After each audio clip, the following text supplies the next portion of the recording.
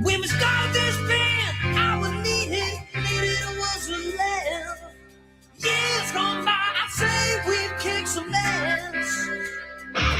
When every rage, you hear the stage, trying to rush it through my veins, and I say we're still kicking ass. Kicks down the hall, hope it never stops till the day we did all of this to right.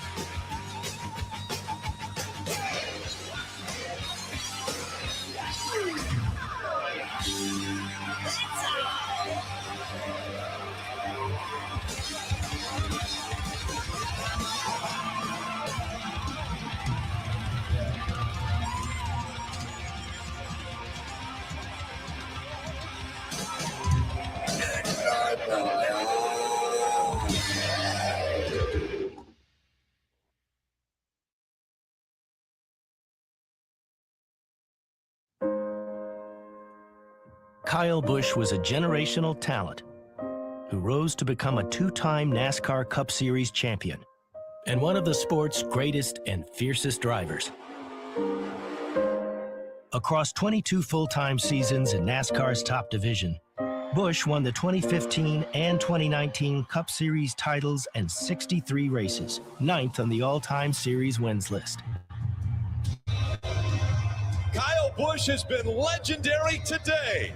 His numbers across the other two national NASCAR series were record-setting, with 102 victories in the O'Reilly Auto Parts Series and 69 wins in the Craftsman Truck Series.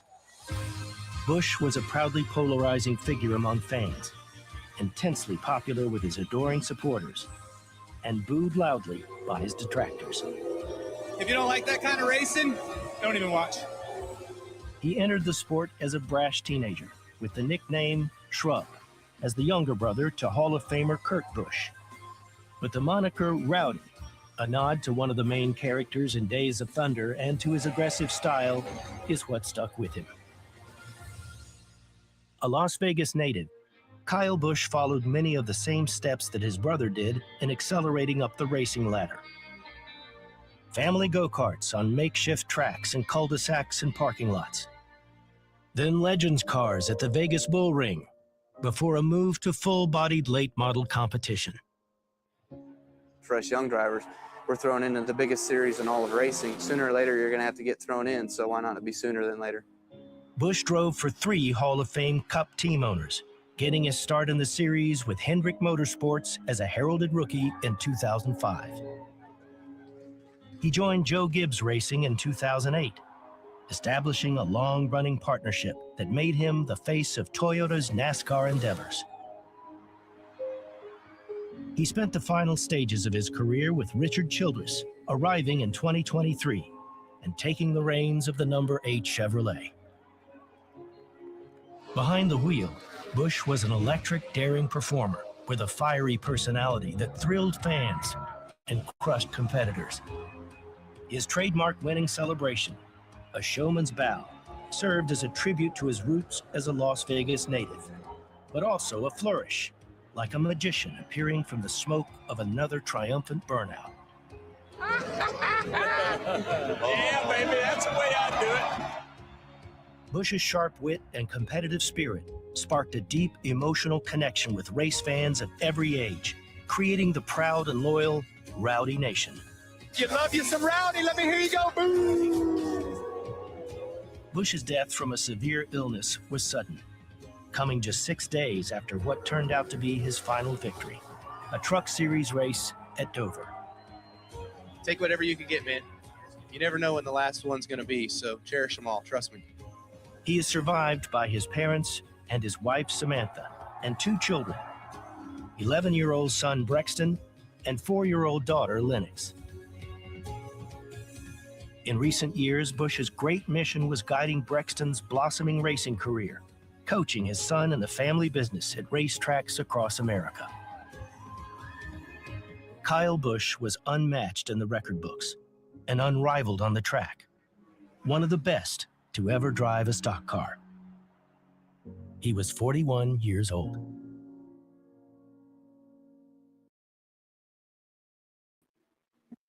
Oh, that was an emotional roller coaster. Goodness.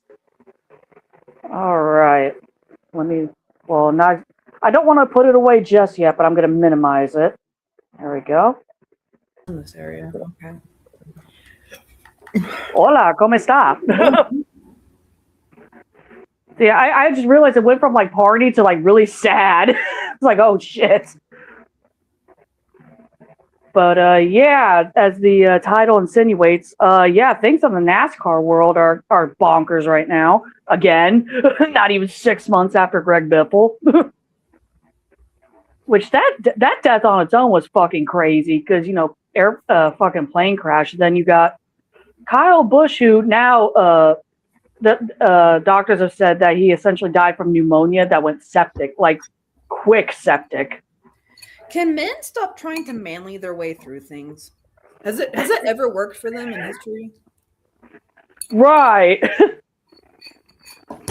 I will just tough my way through pneumonia. That right. worked in 1915. Yeah, really. But yeah, like last weekend at Charlotte, he was supposed to race, but he ended up getting sick, and then they called 911 because he was coughing up blood, and they're like, okay, he's gonna be in the hospital for a little bit. We're just gonna have someone else drive his car for tonight. Whatever, he'll be fine. Like everybody's like, okay, cool. He's in the hospital. He's getting the health care that he needs. Then literally hours later, it's like, damn, okay, he's dead. But yeah, it was just like, golly, because it went from him being like a little bit sick, at least from our point of view, to dying. Mm. Which, yeah, like for example, like for those who don't know, I'm in a NASCAR family. I'm in the Dale Jr. family as a Tony Stewart fan, which, yeah, you can see how that works out. But like my brother, my second oldest brother, Jay, big Dale Earnhardt Jr. fan. Like for those who watch NASCAR, Dale Earnhardt Jr. fans are psycho. They are crazy. This a lot about my brother. Right, like no joke. Like, and I have stories for days, literally, about NASCAR, like the races that I've been to, and I've seen how these different faction of fans interact with each other, and it's almost as wild as watching a nature documentary. You got different levels of the wild NASCAR fan in his natural habitat. No joke. We would actually pay to camp out on someone's front lawn, essentially just outside of the track, because parking in the actual parking lot, one is like it's like $50, and two, everybody has the same idea. They're like, oh, we're gonna go in the parking, so there's never any like real parking. Mm-hmm. And so yeah, we usually every year, well, twice a year actually, I think for the longest time, we'd go to the same like homeowner and give them like $50 or $100 just to hang out for a few hours on their property, which for the most part they were fine. They're like, just clean up after yourselves and we'll be cool. But it's funny, and I've told Zombie about this, but there is a phenomenon called a redneck mating call. And you can only really experience it at a NASCAR race, or at least before the actual race. Because you can be on like campgrounds, parking lot, anywhere. You could be in the fucking grandstands. You do the Ric Flair woo, like the woo, but much louder. Mm-hmm. You will get one right back. And that's why I call it the redneck mating call, because no matter what, you will get a response. But yeah, just growing up in a family of essentially Dale Earnhardt Sr. and Dale Earnhardt Jr. fans. So the fucking Earnhardt cult, as I like to call it. Mm-hmm. And yeah, for anyone who's even got an inkling of the quote unquote sport, that Earnhardt fans and Busch fans they don't gel very well. They hate each other. Mm-hmm. Even though the past few years, Kyle Busch and Dale Earnhardt Jr. have actually become like buddies. Like they don't hate each other anymore like they did back in the day. Mm-hmm. Boy, but their fans are their fans have yet to forgive. Right. Because like as we saw with like the little synopsis about Kyle's career, when he first started out, a lot of folks did not like him because of his really cocky attitude. Yes, he was in his early 20s. He was a cocky little shit back in the day. But that also kind of became his shtick. That became like his I wouldn't say his personality. His persona? But yeah, is that, he's the villain, quote unquote. I mean, that's like wrestling. Pro wrestling. Right, you have like the Undertaker and stuff like that. Yeah. But yeah, it was actually kind of funny, and I think this is probably the reason why he started straightening up. And this is before he even had kids or even got married. This is when he was still, a hot-headed, single man. I remember at one point, I forget what year it was, but his behavior had gotten so fucking like he was just fighting with everybody at this point. Like, that's so absurd.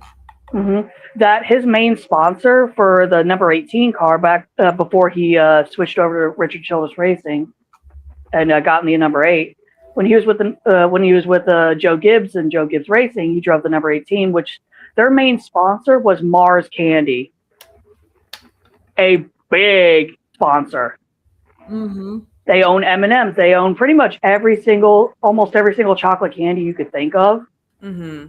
So there's a lot of money. It's like a zombie would understand this. It's like with horse racing. There's sponsors. The sponsors, like Woodford Reserve and the like. Mm-hmm. And with Mars being such a big, conglomerate, they got mad at one point. They're like, hey, if you don't start straightening up, we're pulling out our sponsorship. And that means, lost revenue for Kyle. And after that, he started toning it down a little bit. He was probably thinking, crap, I'm going to get fired if I keep this up. Because, that's the one thing you don't, if you're that's the golden rule of capitalism. You don't piss off the investors. Pretty much. Like, honestly, I mean, there's a reason why there's two NASCAR series. There's the main one, which I don't even know who the main sponsor is anymore. Like, this is how old I am when it comes to like millennial NASCAR knowledge. I remember the secondary race being called the Busch race because Busch Beer sponsored it, and then the Sprint Cup back when Sprint was a thing. Mm-hmm. But I don't even know who the hell sponsors anything anymore. Seeing some of the newer race footage, I'm like, who are all these folks? Like, who are you? It's like everybody's retired. Jesus. But the zombie's right. You don't piss off the investors. They're the ones who literally help write your checks. Yeah, they're the ones who put on the golden cuffs, as my dad would say. Mm-hmm.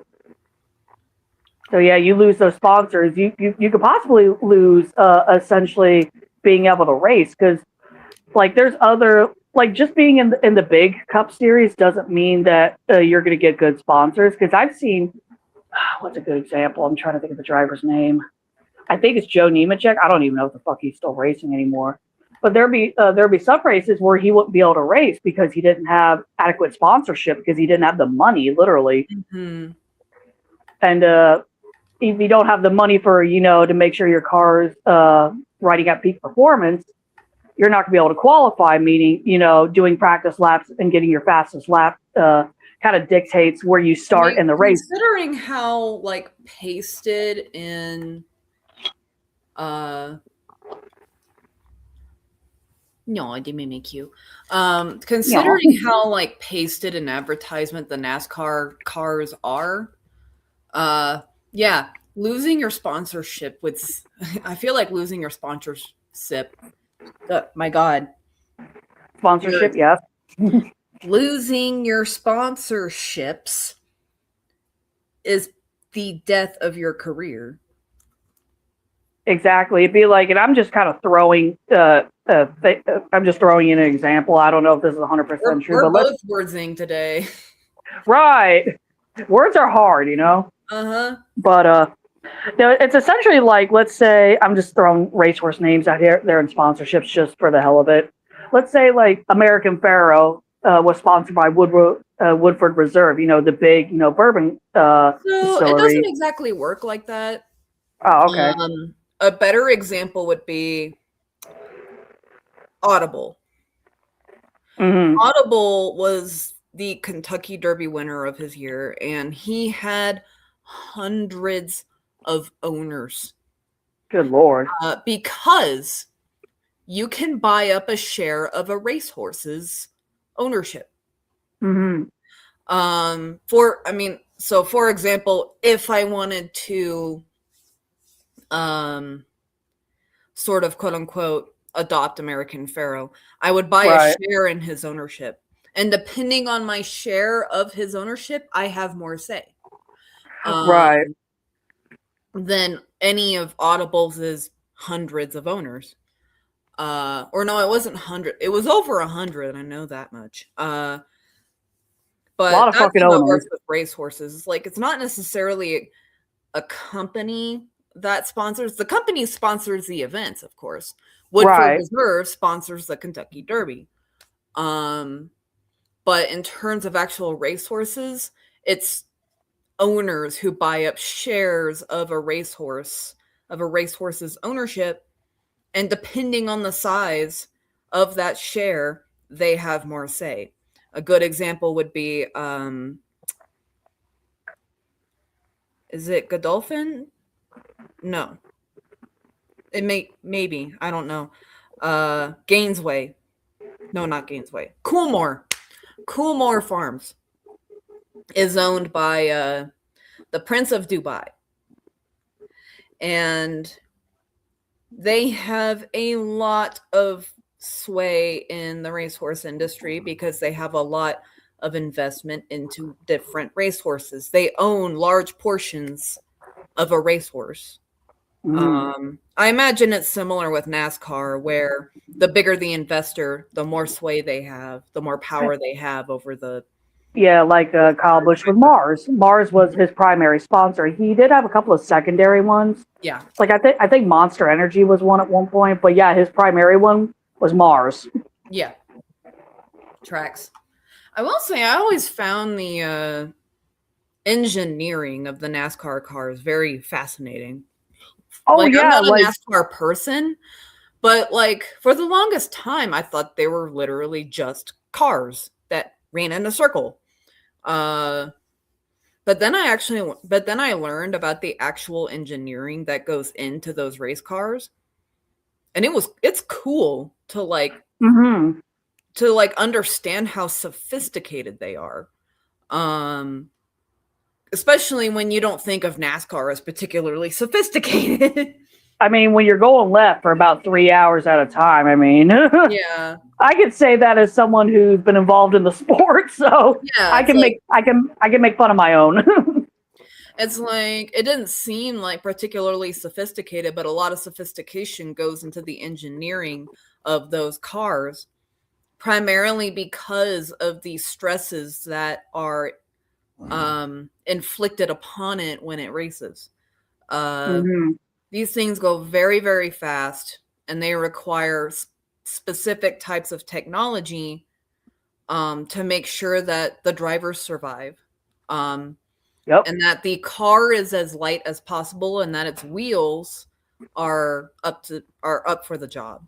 And what I didn't realize, I was never really curious about the car pulls in, the wheels are taken off and put back on. I was never really curious about that. I just took it as a part of Americana. But like learning the reason behind it, the fact that the wheels burn out and so they quickly have to be replaced. I was like, creates waste, but efficient solution. Right. I mean, from an engineering standpoint, it's wild. It is. The only cars that I think are more sophisticated than they are the Formula Ones. And that's even more dangerous of a sport because they don't have a roll. Of a sport. Those things are not built to protect the driver necessarily. They don't have a roll cage like NASCAR cars do. Yeah, NASCAR has a roll cage. And the other thing I found fascinating was the suits. The suits are like they have like piping. They have like a network of piping to keep the driver cool because apparently it gets very hot in those cars. Oh yeah, there have been some drivers who have had to be literally after a race they'd have to be pulled out of their cars because they're almost suffering heat stroke. Like it's that bad. And I've seen many of drivers like in person and on TV who would get out of their car and just collapse. Yeah, it makes sense because I don't know why I didn't think. Well, I know why I didn't think of it. And it's because I'm not really a NASCAR person. But like the effort that goes into protecting the driver at NASCAR is very fascinating. Like the roll cage. I think what happens with the suit is that they hook it up to the car and it pumps water through.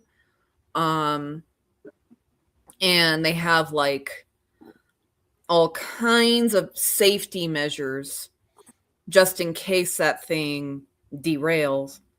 And that understanding that kind of helps me understand why they're so casual with just running into each other. Right. I mean, the first video that I played, it showed a lot of highlights of, cars wrecking out. Like, this gonna sound awful because a lot of folks actually got hurt from this incident. But I want to say it was before the 2010s. I know that, but it was Carl Edwards who drove the '99 Affleck car there in Talladega, right? Going over 200 miles per hour. He literally loses grip on the track, and what was supposed to help slow his car down, the metal flaps that go up, made his car go completely airborne into the fencing. Oh, I think I've seen that video. Yeah. And a lot of folks end up getting seriously hurt because that normally doesn't happen. Man. Where the gator kiss? What? More kiss. A bunch of folks had serious injuries from that, and I want to say Carl himself actually did, just out of a personal obligation, did help those folks with their medical bills. But yeah, it's like the car is like almost 2,000 pounds, but it's also light as shit, which makes it they're an oxymoron. Yeah, because they're built so lightweight. That's why they go airborne like that. Yeah, but it makes me understand. I mean, obviously, I'm sure more safety measures have been put in since then. Oh, definitely. But it does make me understand why the drivers are so casual with just running into each other. Because that was always confusing to me. It was just like, there's so many videos of car wrecks at NASCAR. And it's 2009. I was kind of right. I was just like, why do they do that? This isn't the demolition derby. Which for any foreigners listening, America has a demolition derby where they literally have cars and the goal is to run into each other. Oh, shoot. Let me try. I'm like, let me try and mute this at least for a second. Golly. But now I understand it's because there's like roll cages and all that good stuff. Not necessarily. It's a car that is absolutely not built for comfort, but it is built for safety. Right. So yeah, this is the crash I was talking about for anyone who's watching. Trigger warning for everybody. Yeah, because it can get it's a car wreck and it gets violent. Yeah, it's one of the more violent ones, which is wild because for anyone who hasn't lived under the rock knows the name Dale Earnhardt. Like Dale Earnhardt Sr. Not me. I must have been living under a rock. I'm surprised because you grew up in Oklahoma. I am really surprised. Hey, I knew a bunch of white supremacists. I didn't know no NASCAR. You made me think of Hattie McDaniel from fucking Gone with the Wind.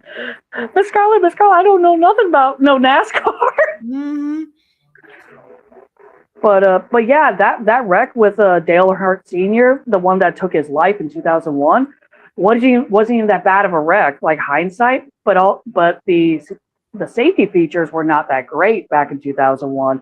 It was because of his death that they really started amping up the safety protocols. But yeah, this is the infamous footage. Boom! There we go. Yep, I remember that. I remember that video.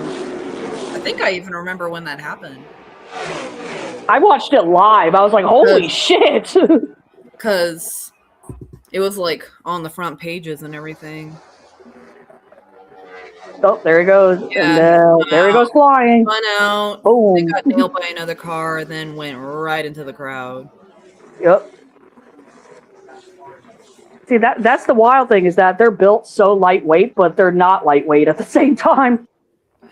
Well, yeah, they're built to like I said, they're built with like he's still alive. They're built with the driver's safety in mind, but they're also built to be fast. And to be fast, you have to be as light as possible. But yeah, like for like what my input here is just that I find the engineering of the cars themselves to be extremely fascinating. As somebody who grew up around a lot of gearheads, a lot of petrol heads, who love cars, who love going fast and everything. I find them very fascinating. This particular driver, I had no connection to him. I don't really have any particular feelings about him, though it's always a tragedy when somebody dies. Yeah. But it must have been fun using those things. I mean, like, crash aside, like, you see those things going, and they must be having a blast, in all honesty. I mean, no joke. And I think this is a cool feature. But like anytime you're physically at a NASCAR race, you can actually rent a scanner and actually listen into the drivers what they're talking about with like their pit crews. Nice. And so a lot of times, I think I used to have one that I bought myself back in the day. It was like a Tony Stewart branded one. Yeah. But yeah, you can listen to your drivers, and holy shit, these guys. I've never heard, like, for example, the very first time I ever listened to one of these drivers was Dale Earnhardt Jr., and I didn't realize he'd like to say fuck a lot. It's like, golly.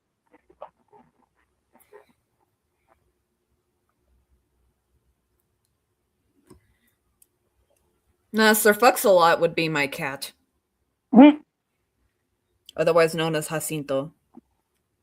Oh, here we go. I mean, it's funny because earlier I mentioned Kyle Busch's like hot temper, but this was like 2017 when this happened, so he still had the temper. Was it a persona or was it actually what he was like? I would say a little bit of both. Like, honestly, a little bit of both. So he just like amped up his pre-existing personality, I guess, or pretty much. I should say. Right.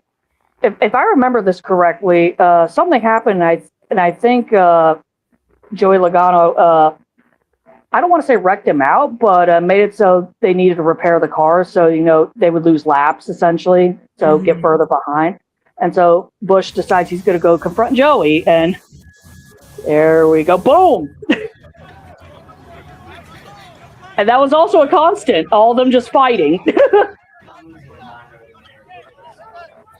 Your hair is fine. Yeah, that was also another thing that kind of that I've also seen in person, where drivers fist fighting each other. All right, stop sharing for right now. I already feel like a wife. Your hair is fine, honey. Say, sweetheart, your hair is fine.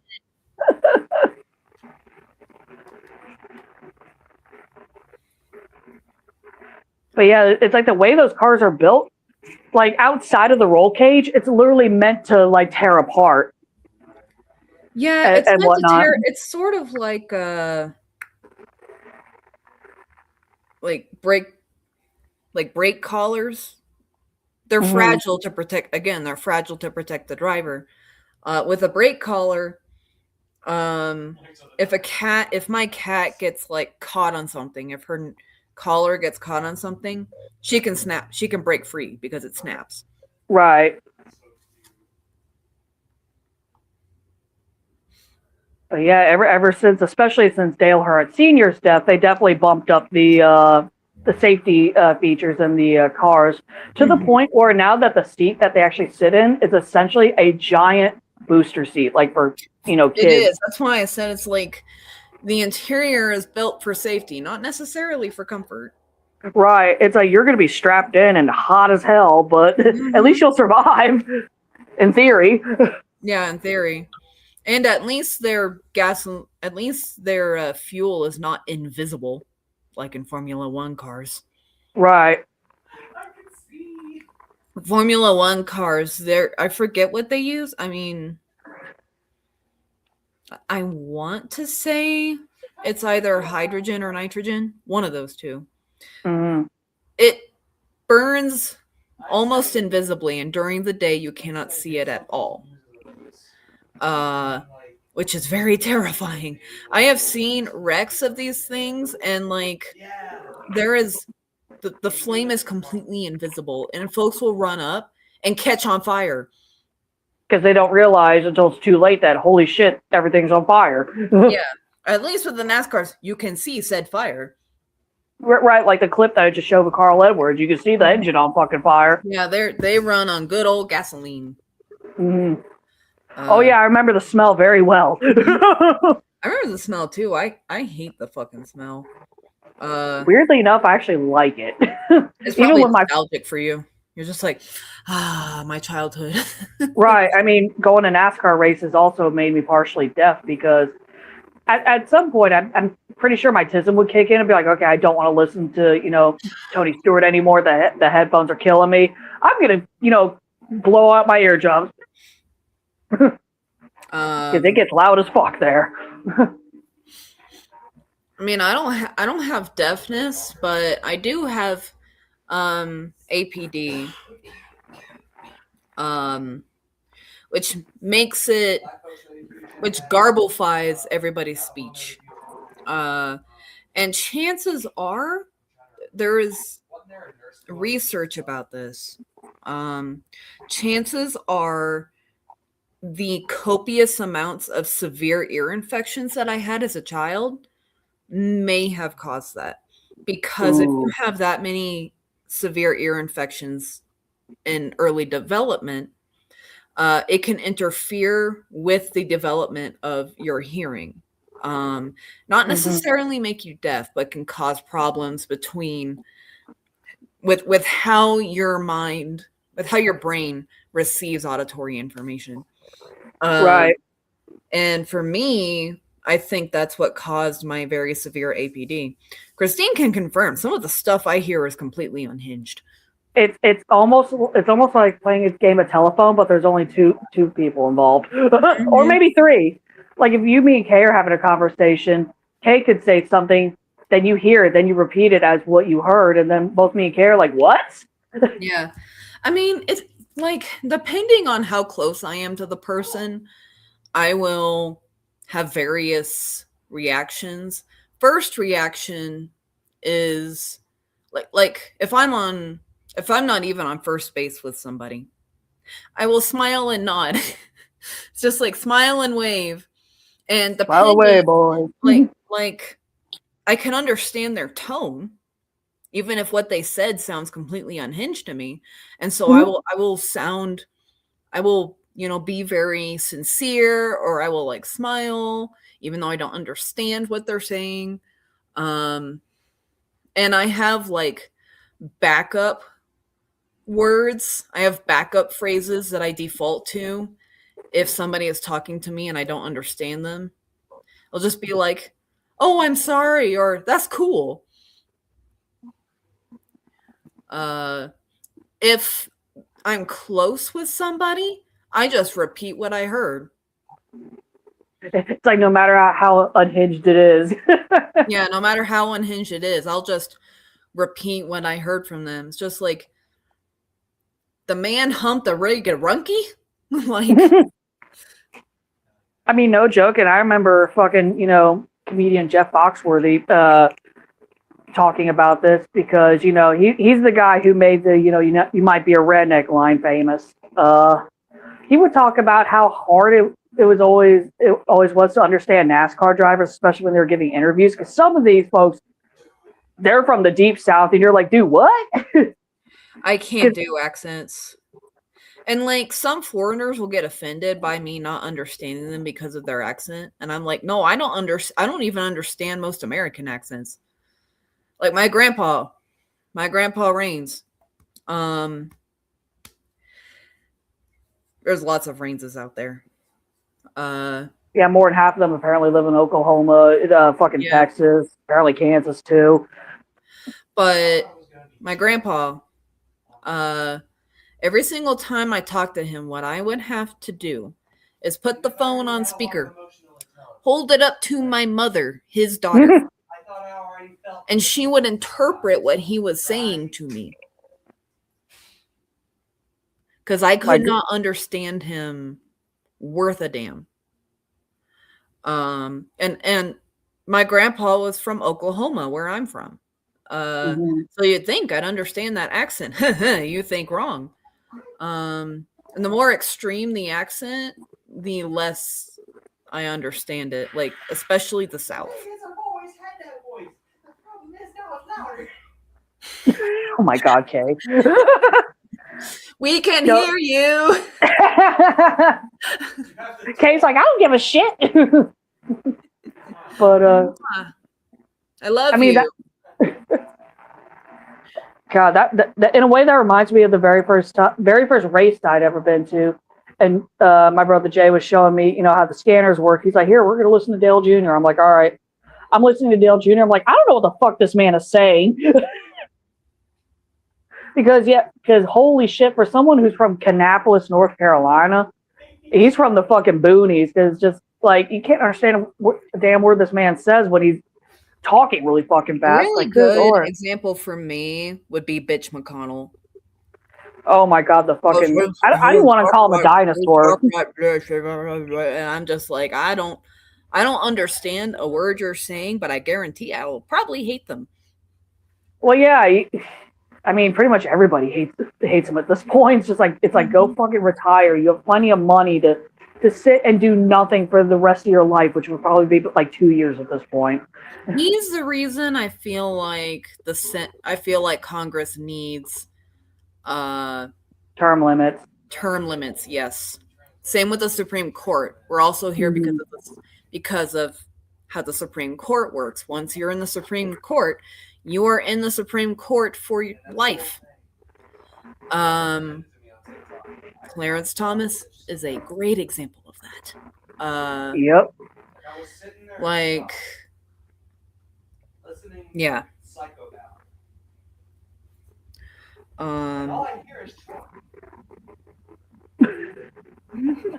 Oh my goodness, Kay. Just the commentary from Kay alone is just great. Gotta love gamer rage. Mm-hmm. But yeah, some of these fucking drivers, I'm like, golly, I don't understand what the hell you're saying. And then you have, like, for example, Jimmy Johnson, who's from fucking California, and it's just like, wow, this is a stark contrast. California driver perfectly can understand him, no problem at all. Yeah, fucking California, their main accents are Beach Bum and Valley Girl. Mm-hmm. Or like I can understand the Bush brothers, Kyle and Kirk, because they're from Las Vegas. They're not from, like Mobile, Alabama or some shit. Yeah, California, their accents are just like, yo, man, this shit's cool, man. Right. Or it's like, oh my God, that's so weird. You mean pro-birther? Oh my, that reminds me of, this was years ago though, but there was a driver named Juan Pablo Montoya, who was the very first Latino NASCAR driver to run like the big leagues. Mm-hmm. And he's from Colombia, right? Mm-hmm. And he did Formula One. He went from Formula One to the Cup Series. Mm-hmm. And I remember folks would get so upset because they couldn't understand his accent. I'm like, I understand it just fine. I cannot understand any accent. His accent wasn't even that thick, to be honest. Every accent. Right. Though Kay's Georgian accent does come out when they're pissy, and it's cute. Like the southern drawl just comes out. They didn't hear me at all. Are you sure they're not a blonde? Just secretly a blonde. They used to be blonde. Their hair's actually gotten darker in just the few years I've been with them. Mm-hmm. But they got their earbuds in. I do not, because I want their commentary to be heard, even if it's technically eavesdropping. As long as they don't say anything incriminating about anybody, we're good.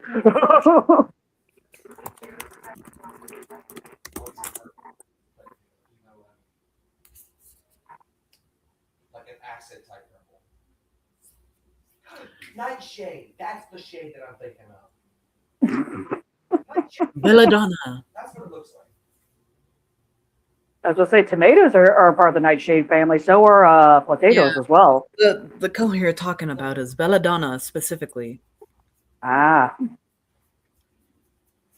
which prostitutes used to drip the poison into their eyes to make their pupils dilate, to make them look more attractive. They would go blind eventually. That kind of happens after prolonged exposure, you think? Yeah. Though again, one of the most fascinating things I find about toxins generally is how, like, one man's medicine is another man's poison. Toxins can also be used as medicine. Botulinum toxin is a great example. The deadliest natural toxin in the world.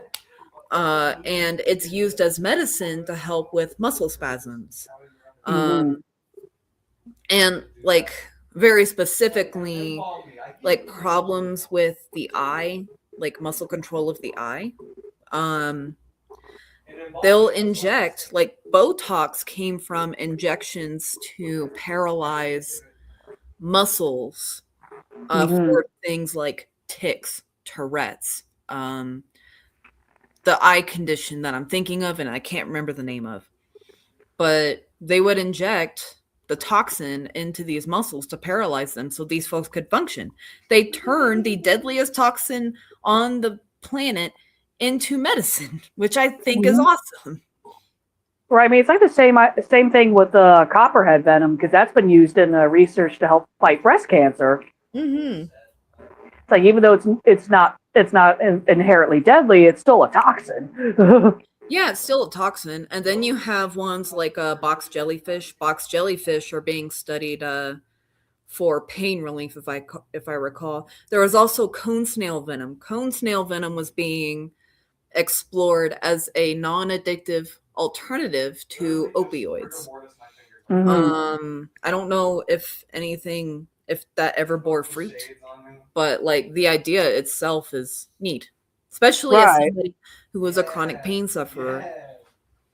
Right. You're like, can there be like, a prescription that I can get where I could take, as I need, and I won't be able to get that I addicted can to it. safely use. Right. Because some folks could take stuff like, let's say, even though I don't even think it's on the market anymore, Oxy for pain relief. Some folks can wean off of it just fine after, let's say a surgery, for example. Other folks develop a dependency, and unfortunately, the dependency rates are higher than I can wean myself off, just fine rates.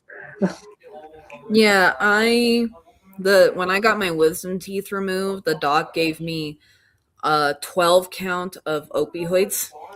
And I was like, I don't think I'm going to need them that long, but I'm going to keep all of them. Right. Just like going to keep all of them for as insurance against my chronic pain. And sure enough, I had to use them. There was one day where the pain was so extreme that I had to take 1 Valium and 2 opioids to knock it out. Damn. It was awful. But yeah, I would love to find a safer alternative to opioids for any of the potheads out there. No, weed does not work for me. In fact, it can make my pain worse. For some reason, indica makes me feel pain more viscerally. For example, if I stub my toe. Like, it'll be fine. It'll hurt, but it'll be fine. Then I take indica, and I am crippled with pain from my stubbed toe. Yeah, I will say, though, like, with the stuff that I take, my gummies, they're a hybrid. I take indica sativa hybrid gummies, because we all know I can't take sativa because it makes me crazy. And pure indica, I'd rather not just conk out and fall asleep immediately. So the hybrid works for me personally. I can offer you my generalized anxiety disorder. You will never sleep again, even with indica. Hooray! But that does remind me, I'm about to run out of gummies. I need to make more. And this time, I got my favorite strain, which is Grape Galaxy. I'm so excited to use it again because it has it like when most folks think of weed, especially indica, they think of the munchies. Grape Galaxy is amazing in that it completely kills my appetite. Which is wild that it does that to you. And I'm somebody who has really suffered from binge eating disorder and like almost never feels full, never feels satiated. And so to like not feel munchy, not feel cravings, not feel hungry, is just like so much, it's so blissful. Right. Yeah, I will say that if I take anything with indica in it during my monthly, it does dull down the pain, but also makes me very aware of my own heartbeat, and I'm just like, I can feel my pulse everywhere, and this is so uncomfortable. Yeah, that's also a TISM thing where it's like, oh, my heart exists. I'm going to hyper focus on my heart. Yeah, that only happens like during my period, and if I take anything with indica on it. Like outside of that, I'm fine. Like I don't have like the major Indica, pulsating issues. For me, I mean, I refer to it as nature's Ambien, but Ambien actually works better on me for sleep than indica does. But indica does work for sleep, at least staying asleep. Right. Ambien is weird in that I have a normal reaction to it. Right. You don't sleep eat. You don't sleepwalk. You just sleep. Yeah. I just fall asleep. And then for me, I think the trick is just going to bed when you feel it hitting. Not waiting for it to fully hit. Just the moment you feel a little drowsy, bam, bed. The most it's ever done to me, the most Ambien has ever done to me is just make the room spin a little bit. Ooh, yeah, like you're drunk almost. Yeah, and at the time I was a low-key alcoholic, and so I'm like, I'm used to this shit. You're like, all right, room spinning, bet, let's go. Yeah.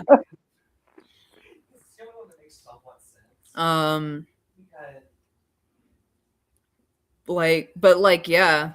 As for indica, it takes a lot to overcome my insomnia. So indica doesn't completely overcome it. What it does do, though, is help me relax enough to accept the idea of sleep. It doesn't make me sleepy, but it makes me okay with going to sleep instead of having my heart and soul fight sleep tooth and nail. Right, like it mellows you out, essentially. Yeah.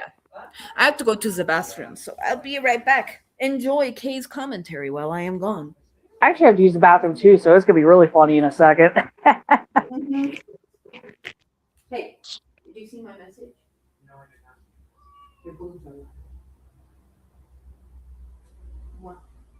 I can see them in the light and they keep distracting me. Did you hear her? She said my boobs are loud.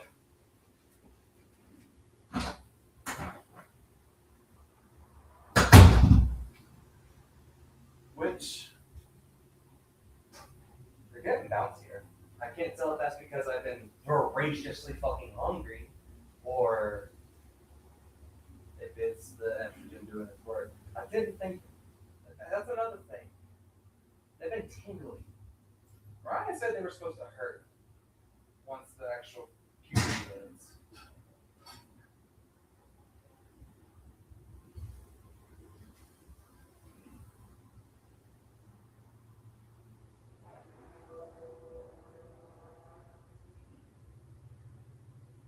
Everything's just so weird right now.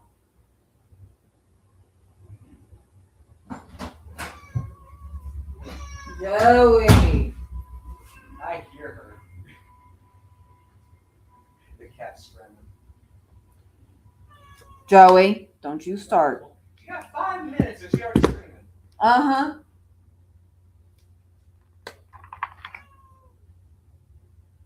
No, it's Joey. You can wait.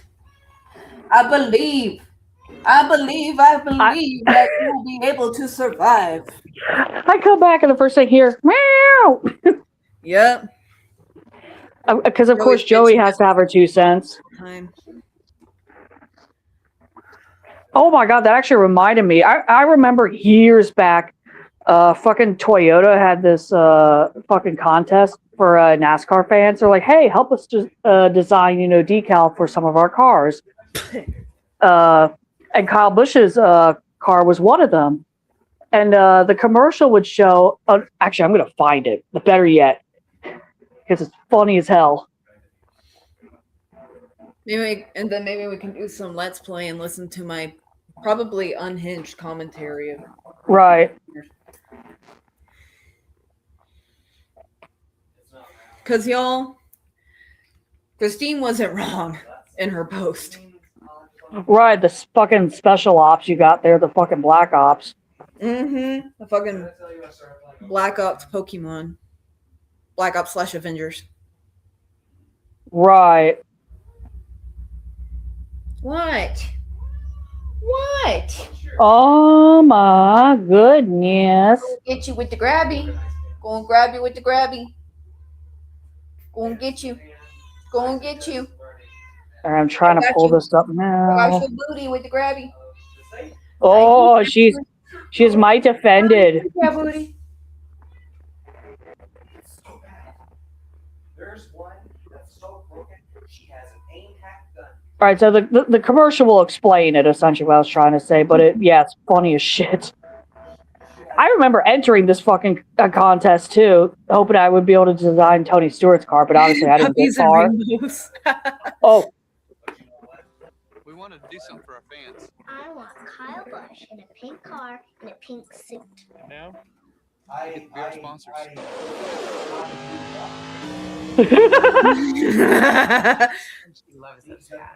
Who doesn't like kittens? Oh my god, actually, I remember this fucking commercial. yup. I remember this shit. What will you design? ToyotaRacing.com. Hey, CGI, that's not AI. Mm-hmm. I don't know. Those are I good can't remember. Yeah, right. It's like whatever happened to computer generated images. God damn it. Mm-hmm. But yeah, fucking. It's like the whole cat thing. It made me think of this commercial. I was like, oh my god. Yeah, it's just like I remember that commercial now, man. That's a core memory. Right. You didn't think Kyle Busch would And trigger the back. fucking Lunesta moth. Like the Yeah. there's so many like commercials back in the day that I remember. There was the ShamWow. There was that commercial. There was Progressive.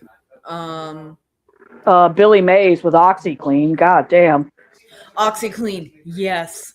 Billy Mays here, like so fucking energized for no reason. Uh-huh. And then, of course, there was the ASPCA. In the arms of an angel, far away from here. And it would like have sad puppy eyes. Mm-hmm. And the Lunesta moth. I vividly remember the Lunesta moth because it was like, oh my god, it lands on their heads and kills them. Right, knocks them out to sleep. Moth. Macau. Macau.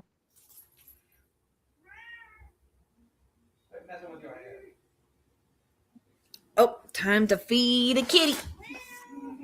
Heck. Time to feed a Joey. I know.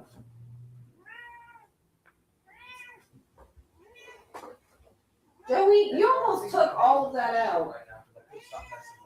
Mm.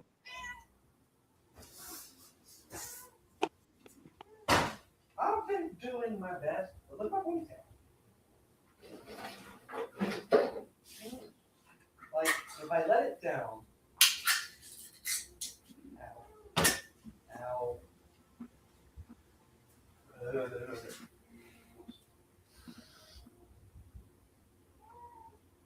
I actually shocked everybody in a live when I did that.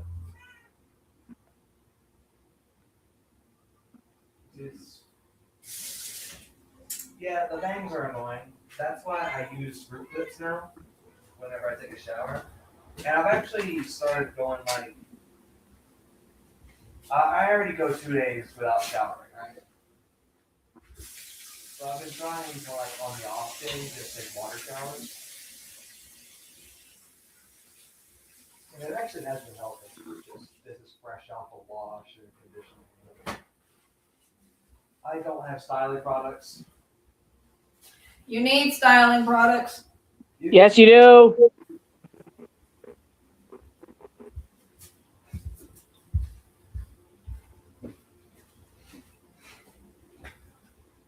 You hear me?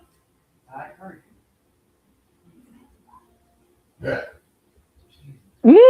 However much you burp at me.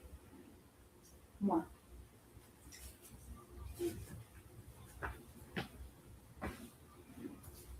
What? I said booty. Yeah, I know. For some reason, like, Oh my god. does it mean I can be in my own voice today? And not be like low and grumbly? Yeah, for some reason. Okay, I'm back. Tongue whistle, like right there. Yeah, before I forget, speaking of, Kyle Busch with, it's funny, though, that he did that commercial before he had kids, and, he would end up having a daughter who's, a 4-year-old who probably loves all that shit. Mm-hmm. In a weird way, now that I think about it, I kind of hope they've saved that car, and they gifted Lennox, his daughter, when she turns 16. It's like, here you go, here's your first car. I know for a fact, and this is because Richard Childress himself has said it, that they're retiring the number 8, Kyle Busch's car number. Yeah. And if Brexton, his son, the 11-year-old, decides he wants to go, pro, they're going to save that number for him. Oh, that's really I know. Yeah, because the number 8 is a sore topic for NASCAR fans because that number's been through hell. Mm-hmm. Because it first started. Not well. It actually, now that I think about it, never mind. You said curse. I'm like, wait, no, well, never mind. What did I say earlier? It's like, you see how it just has like a divide? And it like brings out the fucking flat. But shit, what was I saying? God damn it. Doug, Ah. what did I say earlier? Yeah. You could have just been buttering me up. I would not butter you up about that. I'm a bisexual, goddammit. Mwah. Oh, now I remember what I was about to say. My axes swing both ways. Right. Swing both ways. Yes. But no, the number 8 in NASCAR originally belonged to Dale Earnhardt I'll leave that up to Jr. you. No, but the number 8 used to belong to Dale Earnhardt Jr., but then when Dale decided to go to Hendrick Motorsports, the person that essentially owned the rights to that number for NASCAR for the cars themselves was Dale Earnhardt Sr.'s widow, that is Dale Jr.'s stepmother, and she refused to let go of that number for decades, it seems like. I honestly don't know how the hell Richard Childress ended up with the number 8. Like, I actually want to look that up. Mm-hmm. But yeah, for the longest time, Dale Jr.'s stepmother clung onto that number tooth and nail because Dale wanted to bring that number over with him to, Hendrick Motorsports. But since he couldn't, he ended up going with 88, which didn't violate anything with the fucking, holding rights. But back to what I was trying to say before I sidetracked myself. So Kyle and his wife Samantha actually, speaking of the children, struggled with fertility issues on both ends, and they went through several rounds of IVF for Samantha to finally get pregnant with Brexton.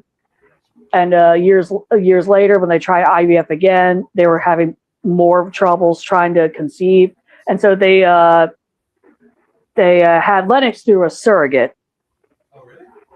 And after going through all that hell, essentially, of trying to, start a family, because they both desperately wanted children. Yeah. Like that's the thing with my stance with pro-choice. It's like I want folks to have the choice to be able to have children. Pro-choice also, goes both ways because Yeah. of pro-choice. It's Mhm. not pro-birth or anti-birth. It is Mhm. pro-choice. It means that it is up to the individual to decide whether they want children or not. It is Mhm. about freedom of will.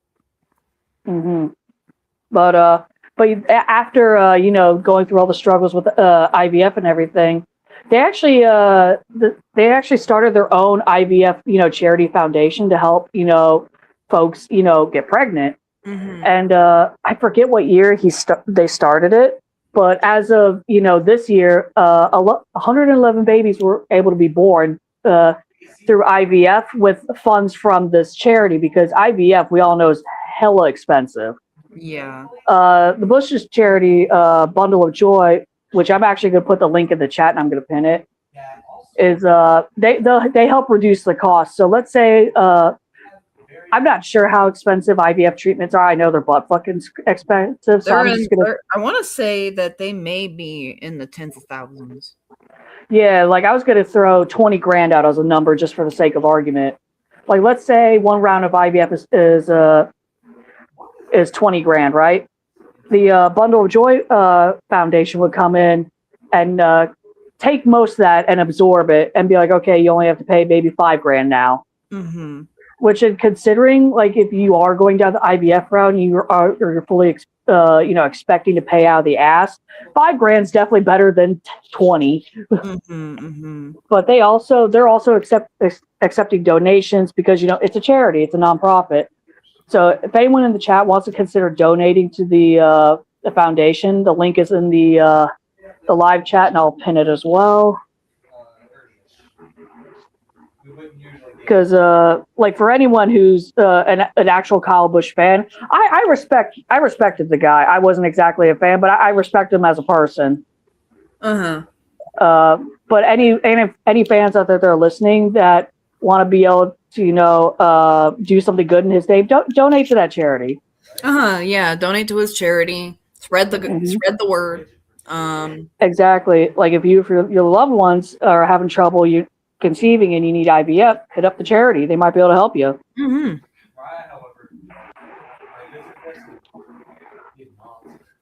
Although I remember when Samantha was pregnant with Brexton. Are you talking about me? I am lizard. 'Tis true. Yes. Yeah, right now this is a good ambient temperature for me. It is 83 degrees. I am beating sweat, but it's not.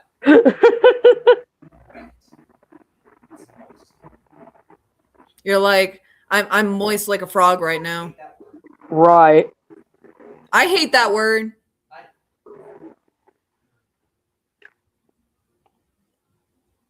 But oh my god, I remember when Samantha Busch was pregnant with Brexton, and she's naturally very thin. And it looked like she swallowed a bowling ball. I'm like, good Lord, Kyle, what'd you do to that poor woman? But no, seeing him interact with his kids was probably the funniest thing. He was a really good dad, and Samantha's a good mom. But yeah, for those who don't know, Zombie is a literal lizard. See, my negative self-talk made me lose my life. All right. Are we ready for some Let's Play? Right, just listen to Zombie bitch at the game. Because we are training up Senor Roberto in Pokemon Violet. All right. Diego is taking point. Let's bring him to the bottom. There we go. Diego, by the way, everybody, is an Espeon who could put a new crater into Paldea. Right. With his mind. Because I do low-key want to play that new Legend game and see, like, if they make any improvements. It's like if it seems like if they're making improvements and working towards making shit better. That actually reminds me, I have Lego Lord of the Rings for Xbox 360. I think it'll play on my Xbox One. It should, but I'm trying to remember what part I left off at in that game. Because I want to say it was right as shit was starting to go down at the end of the Two Towers film.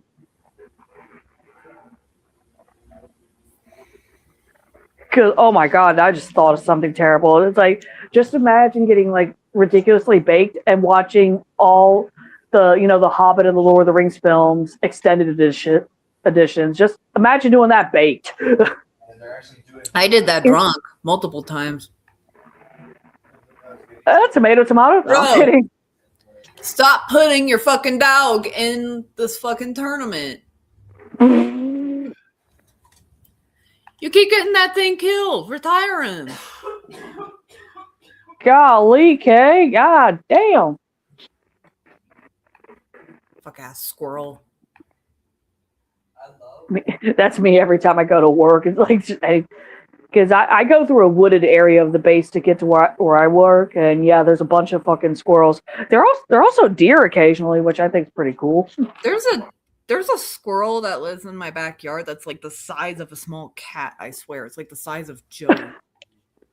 It is. It's like, what the fuck has that thing been eating? Right. Exactly. It's just like, is it radioactive? Come on now. You're like, did this thing escape from the nuclear testing sites? What the fuck? Mm-hmm. But this guy has a typical sad dog story. And what does he do with that sad dog? He throws it against my Pokemon. And mind you, my Pokemon are extremely powerful. And one of them, by the way, this guy's dog is a dark type, right? What are dark types weak against? Something known as fairy. Do you guys know what I have? I have the most powerful Sylveon to ever exist, ever. And yet he still brings out his fucking dog. And I bring in my Sylveon and absolutely nuke that thing. Mm-hmm. And I'm just like, dude, retire your dog. I feel bad. Not bad enough to lose, but I feel bad. Jacinto, Senor Jacinto, bonk him. Mm-hmm.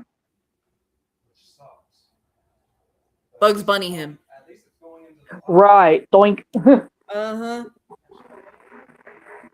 That anybody who's played who knows about Meowscarada specifically knows about Flower Trick. That is the most Looney Tunes fucking move I have ever heard of in Pokemon. It is a rigged bouquet of flowers that drops on the enemy's head and explodes. Hashtag gay nuke. Mm-hmm. Toadscruel. Segador, it is your time. And I think we have a new cast of characters. I've been talking about Dios. Dios has been retired. And now Diego is my ace. Diego is even more powerful than he is.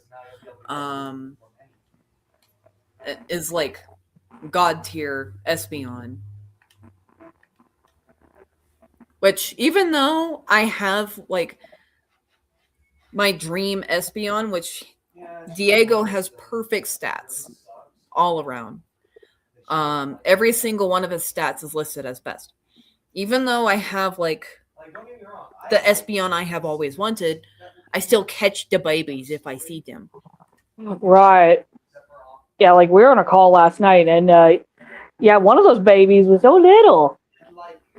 Mm-hmm. That was him. That was Diego.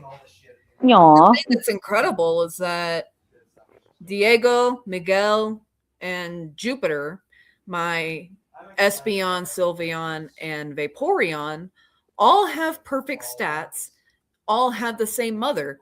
Miguel and Diego were in the same litter. So mom really outdid herself. I'm so proud of her.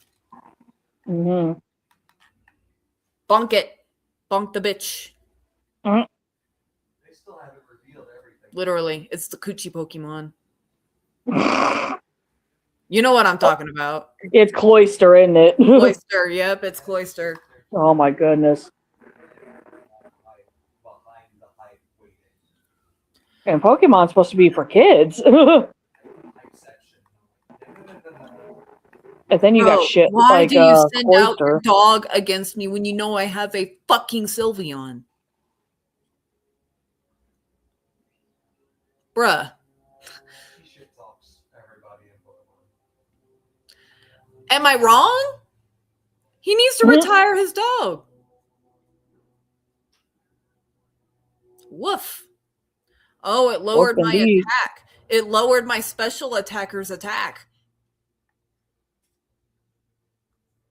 My Sylveon won't be able to punch anymore. Which is totally what he does.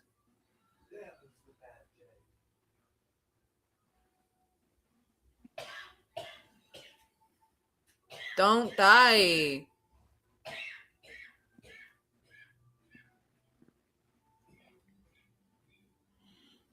It's just, he needs to retire his fucking... And, like, his dog is the only thing that makes him likable. I'm telling you right now. He is a completely unlikable person who is still in his, you know, butthurt edgelord phase. The only thing that it almost feels like they had to put in the sad dog story just to make him the least bit likable. And then he throws his dog helplessly against me. And I'm just like, dude, retire your dog. There are other Pokemon out there. Get a fucking Espeon. I don't know. Right.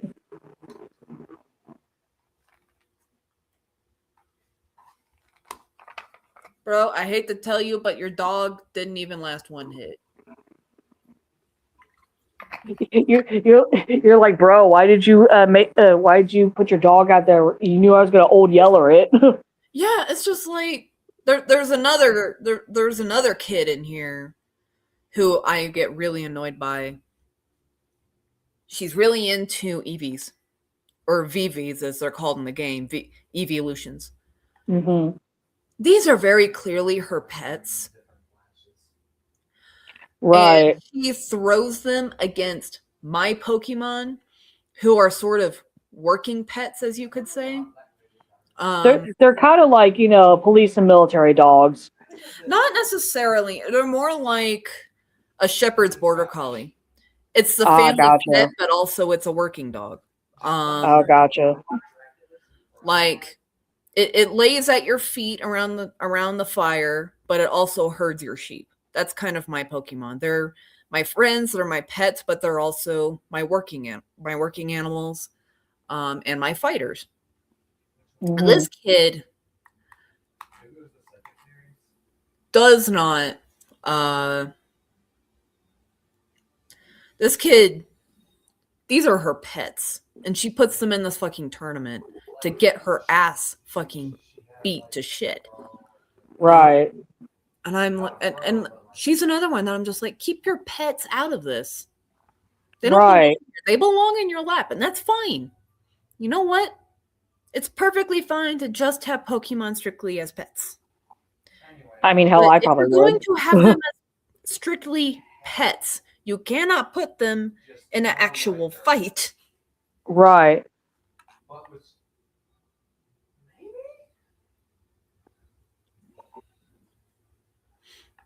It's been so long since I've watched it. I mean, it's most evident, you know.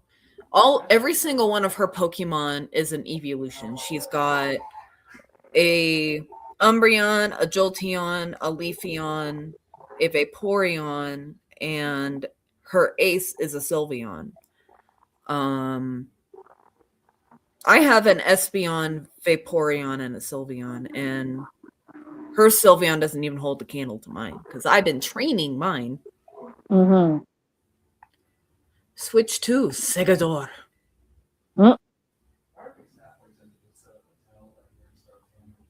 which is apparently Espanol for Reaper. Because apparently, despite the fact that he is a Cerulege, which is a pretty vicious ghost-type Pokemon, he has a gentle nature. And a Reaper need Aw. not be harsh, need not be dangerous. Sometimes the Reaper is gentle and kind. Why does it sound like we're talking about Miki? Always hit like this. I fucking so much 'cause I used to get that all the time.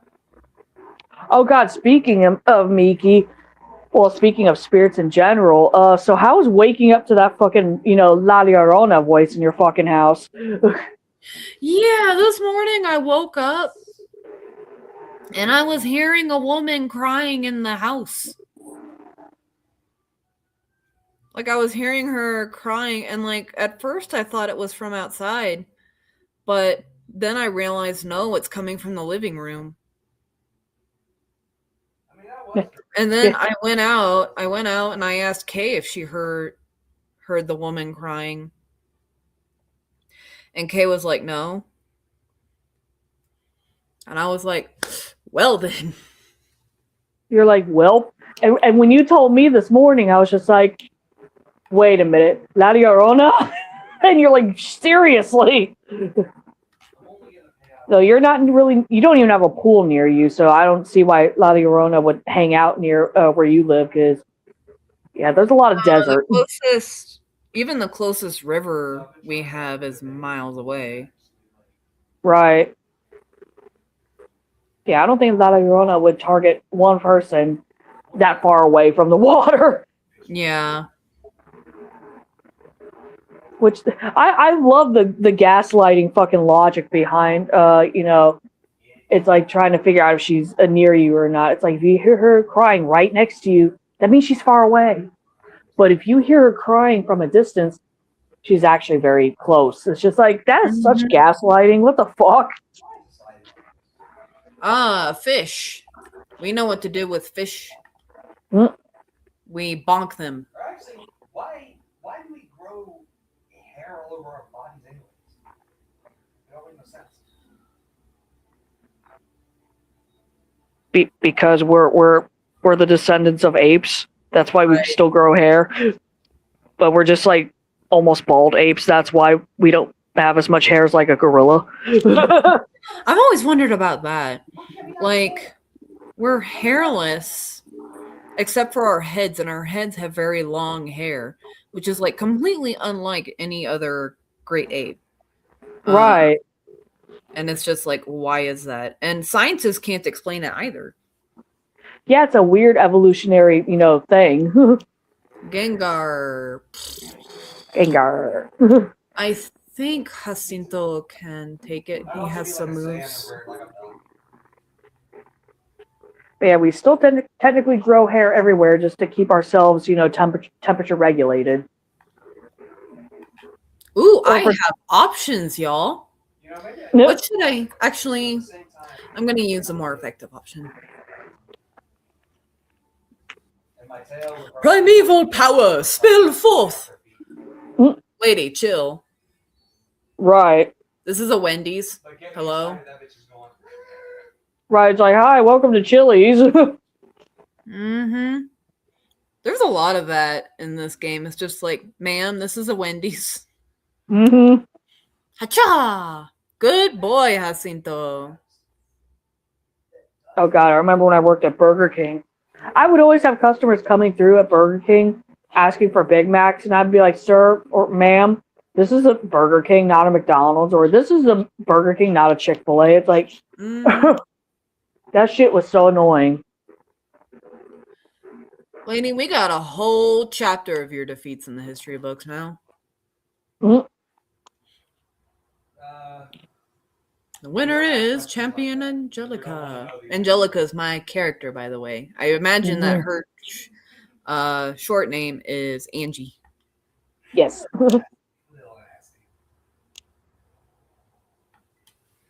For real though, like I had something like if I had this fucker. Staff, you.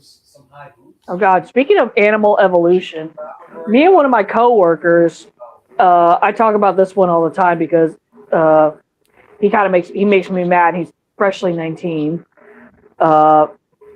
His name also starts with a K, but it's not the. God, there's too many K names at my job. I just realized that. No, but one of them loves The Walking Dead, and we were talking about The Walking Dead yesterday, and it was funny because out of nowhere, I was like, "Hey, so if the zombie apocalypse ever happened, like in The Walking Dead, I'm going, King Ezekiel route. I'm going to the zoo and taming a fucking tiger." And he thought it was the funniest ass thing. I'm like, "What? You don't think I'm going to do that?" And then it kind of devolved to, okay, what animal would you take into battle against zombies, just in general? And me and him narrowed it down to tiger, yes, maybe lion. A grizzly bear would be great. I said a cassowary because those could disembowel. I say a redneck. A redneck. Send a Florida man. Mm-hmm. I mean, that's essentially, Dark Souls level right there with, Florida man. Uh-huh. But it's funny because he said big ass alligator, and I immediately kind of like shut that down. I was like, hey, like the biggest alligator maybe get over 20 feet, but still, that thing is going to be only fast and short bursts on land. It's like, yes, they are strong, yes, they are fast, but not for very long. And then he was like, damn, you shot down my argument real quick. I'm like, I'm just thinking in reality, I guess. But yeah, at one point I just said, fuck it. I'll fucking set my hissers free and train them. I'll start now. It's like they will attack the zombies, and he fucking died laughing. So at that point we were just devolving into, two children talking about fucking zombies. It's a poison sword too.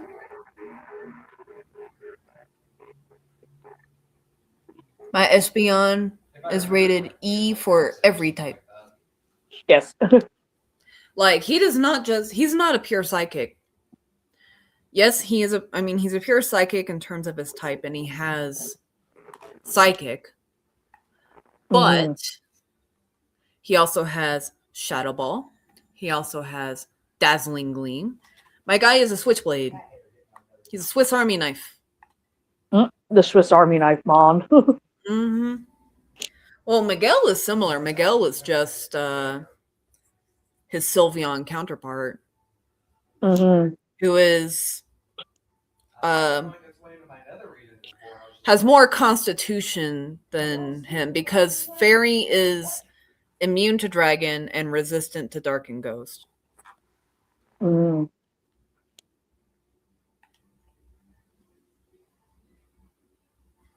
Actually, how much does a Nintendo Switch go nowadays? Because last I checked, like they were like $299. There probably aren't anymore. Nintendo, because Nintendo Switch is a console I've definitely considered getting, but it's like, It's oh my god, hell, yeah, they're fucking $500 now. Ew. They were worse. They used to be like over $1,000, I think. Oh my god. Yeah, $499.99 from the Nintendo website. Ew. I didn't even pay. I only paid a fraction of that for my fucking Xbox One. I think for my Xbox One I paid around $200 at the time. How? Because it was an older Xbox One model. It wasn't one of the newer ones. Yeah, it wasn't one of the newer ones now. You're like, how the fuck did you get one for around $200, bitch?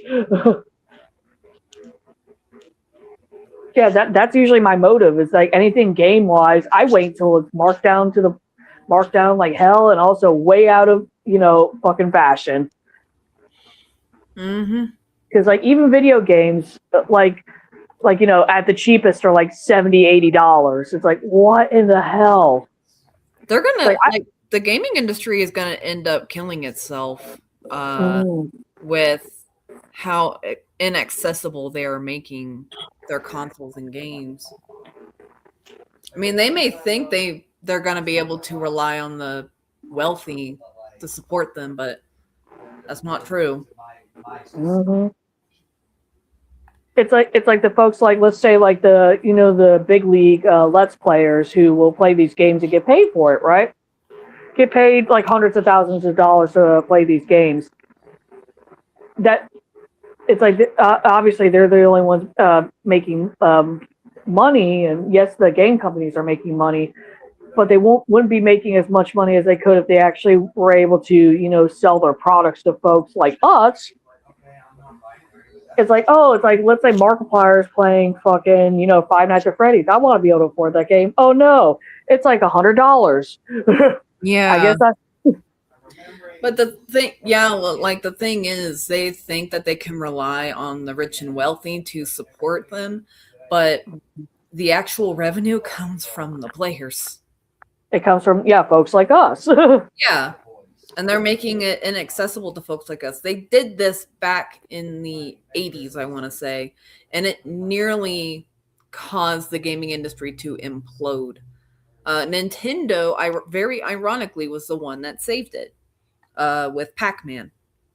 But up until that point, the gaming industry was really not looking good.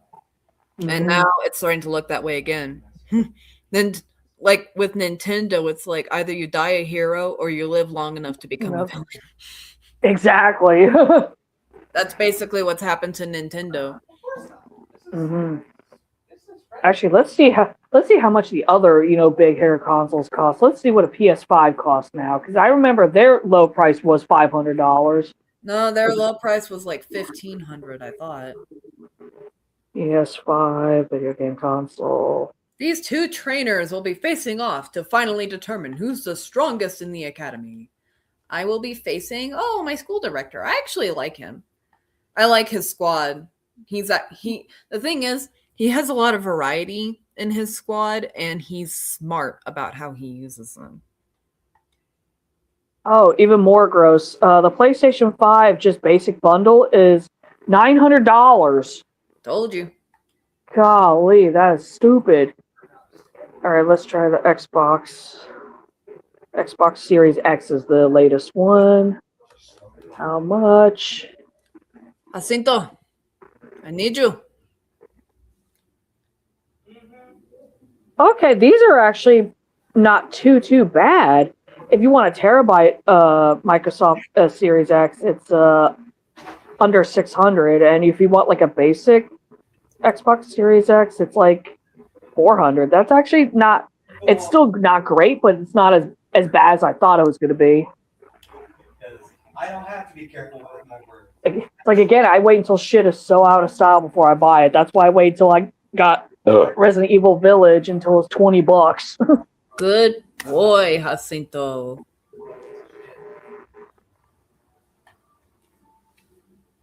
Obama Snow. However, Obama Snow. It's just Barack Obama. It comes out of the Pokeball. My fellow Americans. Right. Oh God. And the shiny variant, it's just Joe Biden at that point. Yes.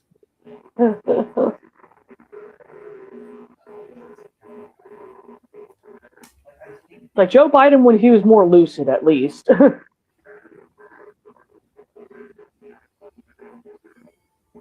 it's funny. The further I go along, the less.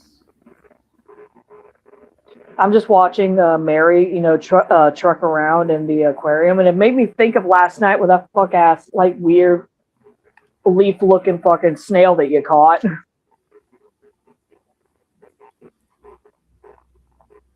Like Radagast, the brown-looking fucking snail.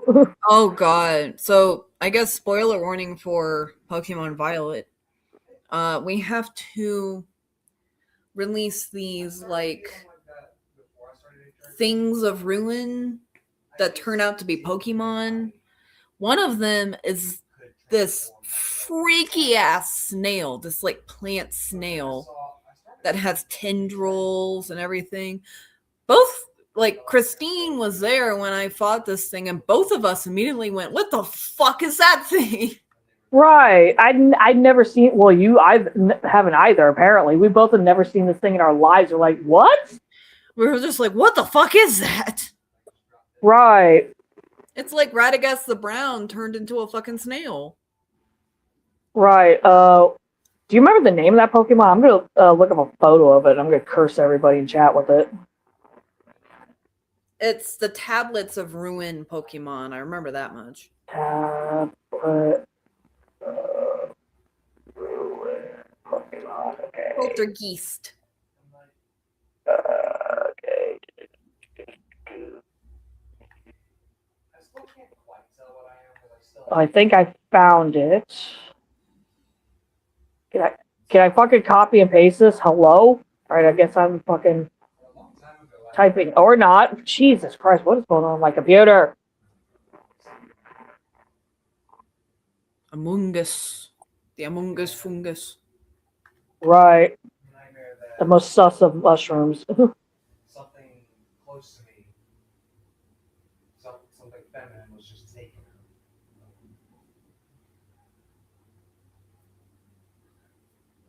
But like back then, I couldn't understand it. Back then, I was still Christian. Let's try this again. Yeah, Bitterblade. Bitterblade the bitch. It's just wild to think about because I've come this far. I'm hungry. And I could tell that little kid, hey, it'll be good. I still haven't seen it yet, but it's gonna be good. You're gonna have friends that love you. You're gonna have a partner that supports the partner. That supports you. Even though everybody's dying, I'll completely leave out that part. Jupiter. My Vaporeon. Younger me wasn't ready for truth. Like, that's why I had to learn how to learn myself. Alright, my computer's being dumb, so I guess I'm not doing that. Shit. Whereas, Yeah, I want to show a picture of what this Pokemon looks like, but my computer looks like it's frozen. Even better. teachers hated that, by the way. But yeah, it looks like something that fucking Radagast the Brown created from fucking, The Yeah, Hobbit. it looks like something like straight up Radagast the Brown shit, man. Right, like we both were trying to figure out what the fuck it was, and I'm like, I think it's a snail. Little water spout coming out her head. How far are you along with crochet? Hell yeah.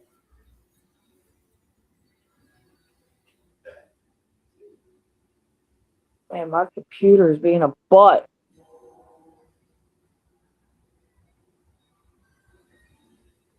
Red versus blue. Oh, that's a Blue throwback, wins. if any. Do you remember those fucking meme videos way, way back? I remember watching Red versus Blue on a fucking box computer. Those came out in fucking 2003. I remember Fucking- that too. My dad had the box computer. My mom had the Mac, which I think at the time was like bubbly and could come in different fun colors. Mhm. She had one of those.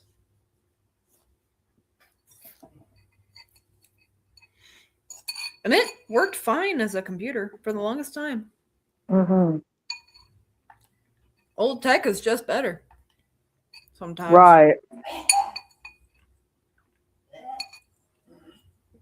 More durable. All right. Good thing I also run StreamYard from this. This is why to this disconnected day, phone. so long as you have fucking kerosene on you, you can drive around a Model T. Right. I saw a fucking 1930s recreation, or not recreation, it was a restored one, fucking going down the street. I was like, hey, whoa, fucking hell. Mm-hmm. I was like, oh shit. Alright. Come on, computer, restart. And having fun. Just casually scrolling through enemy territory. God, I think that Pokemon cursed my computer. Golly. Ooh, I got some sassy mint for as my prize. Woo. What does the sassy mint do? I gotta see this. Right. Not as simple as that, but sadly, there's not much breaking back because the truth isn't. Sassy mint. Having a Pokemon smell this mint can make its special defense grow stronger. However, its speed stat may suffer. What the fuck does that have to do with being sassy? Right.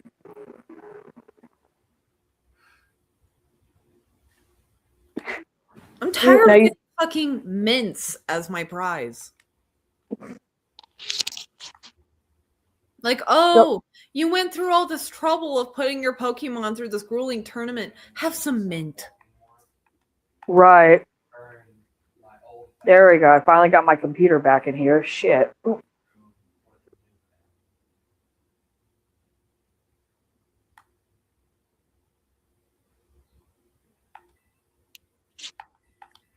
Actually, it might let me do the thing now. Let's see. I has to go tinkle. Whoa. Jesus. Heck. Okay. My ankle tried to do the thing again. Uh-oh. Yeah. You just need to get to a splint at this point. I had an ankle thingy somewhere. I don't know where it went. What I need are those elastic bandages. Then I can wrap my ankle. I haven't been able to find those, at least cheaply. They're like $30. The worst part is they're not reusable. Nope. Well, no, I meant the reusable ones. Oh, okay. They still suck. And you also, if you want to get the cheaper ones, you also got to get the clips so it evens out just the same.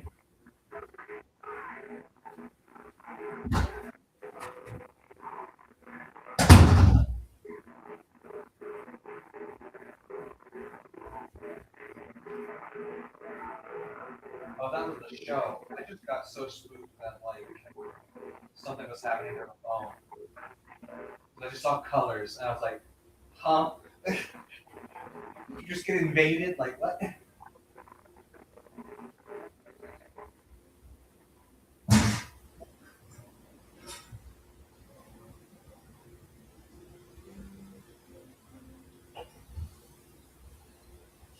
Thumbs up.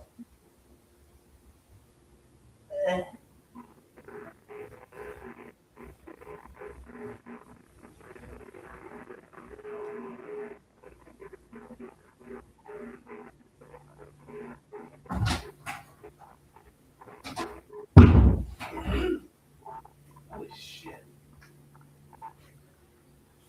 I return. But yeah, there's the fucking Pokemon. Just like, what the hell? Yeah, that thing. It's so freaky. And it has Like, tentacles that spring out of it. Like, it's something that you would see in the fucking, infamous suicide forest in Japan. Like, you would see that creature. Uh-huh. It looks like a Japanese cryptid, literally. It really does. The fish is really cute, though. Right, it looks like a literal goldfish. I know. It's actually really pretty, too. Weak as fuck. I had to try 5 times not to kill it. Oh, there's the ice one. Oh, that's cool looking.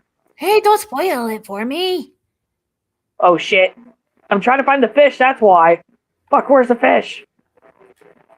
No, that's not it. Don't look! Ah! There it is. The fish. I named him Flambe. It's so cute, though. It is so cute. And the thing is, like, these were supposedly, like, so corrupted by their former masters. Like, their power was so great that, like, everybody always abused it. And so by the time they got to this here king who wanted them, they had been so corrupted by the gluttony of their former masters that they had to be locked away. Well, I mean, I have them out during my picnics. They don't seem to do anything bad. Right. Like a personal problem. Right, like last night they were both just kind of like vibing, just doing their own thing. Yeah. It's just like maybe if you don't treat them like tools for domination and just treat them like pets, maybe they don't like go on a rampage. Have you ever considered like treat Like, them let's- like living creatures? Right.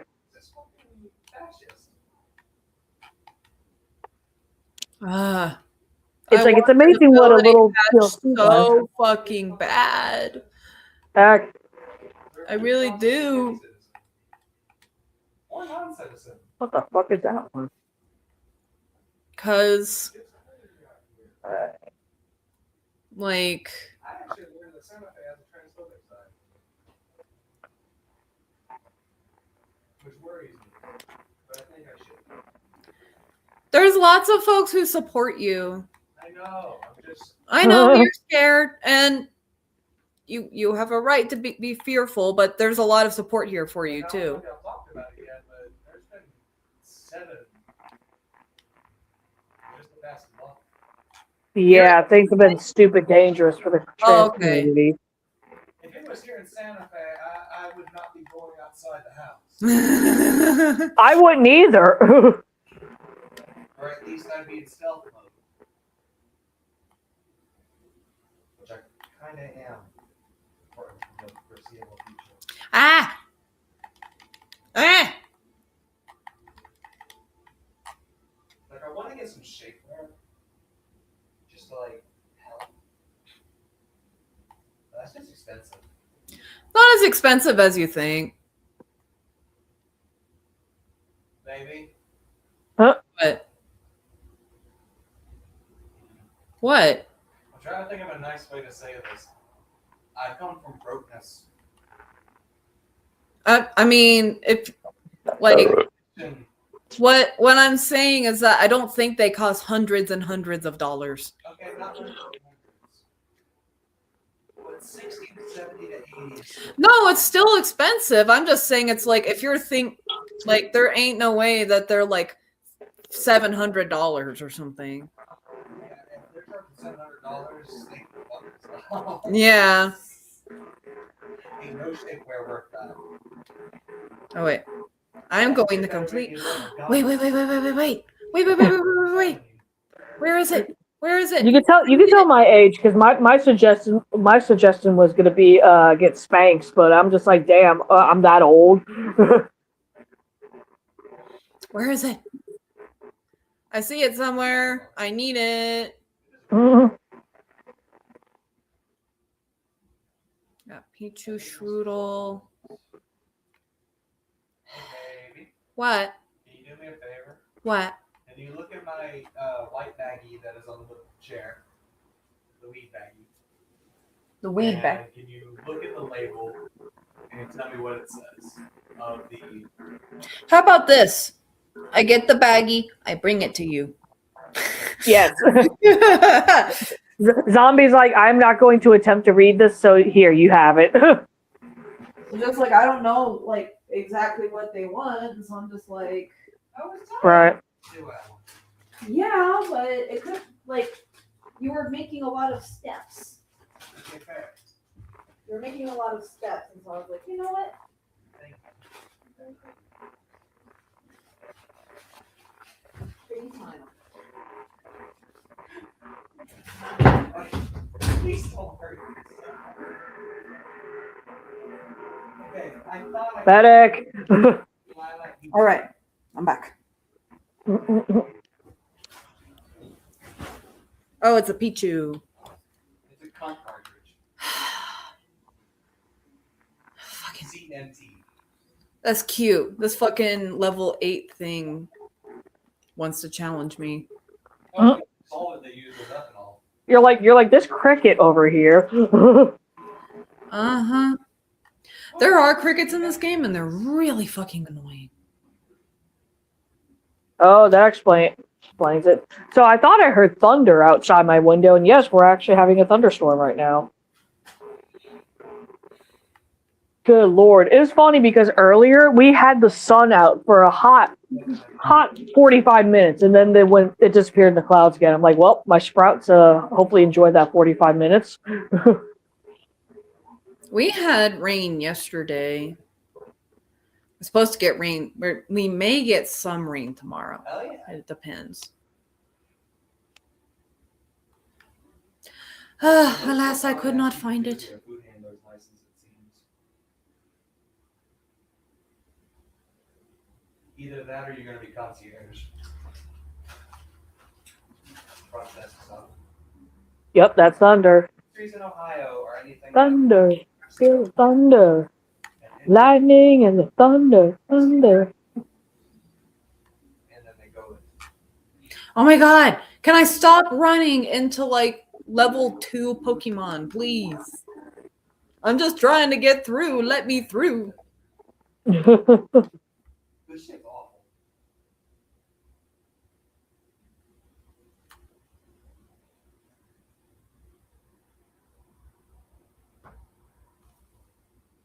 This thunderstorm though would be a great time to put like plants out to get good rainwater, but no, I have shitty children that live in my neighborhood, so if I left any of the plants out, they'd be gone or trampled. Though if this firstborn child of mine, this Thai bird pepper plant, makes it to to producing fruit, that would be a very bad fucking pepper plant to try to eat as a child. Oh yeah. That would definitely give them a world of hurt. Mm-hmm. It's like something that's like the Fresno wouldn't be too bad. The Serrano might do some damage, but no, that Thai bird pepper, whew, that would definitely make a kid cry. This is making me violent. Right. I keep running into these Pokemon that are like a level 2. And I'm like, bro, just let me through, god damn it. I have one of those, right? Yeah. It turns out that there's a lot of starter Pokemon that I don't have because I thought I already got them. Uh-huh. Did your search go well? I need to go to this raid. Actually, no, I should wait because I'm still on the live stream. You guys do not want to hear me fucking struggle through a 5-star raid. Oh, I mean, it might be entertaining, but I don't think so.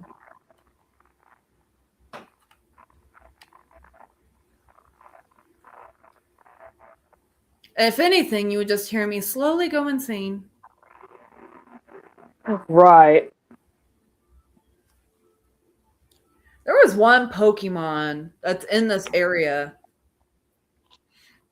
And I saw its face. And like it had an intimidation factor that lowered Diego's stats. But all I could think was, damn, you so ugly that you lowered my Espeon stats. Right.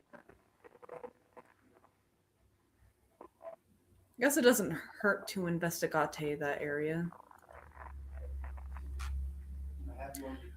Oh, what now? Oh no. Oh no. Oh no, no, no, no. I'm in like low level Pokemon area and I'm just trying to get through and I keep running into these Pokemon.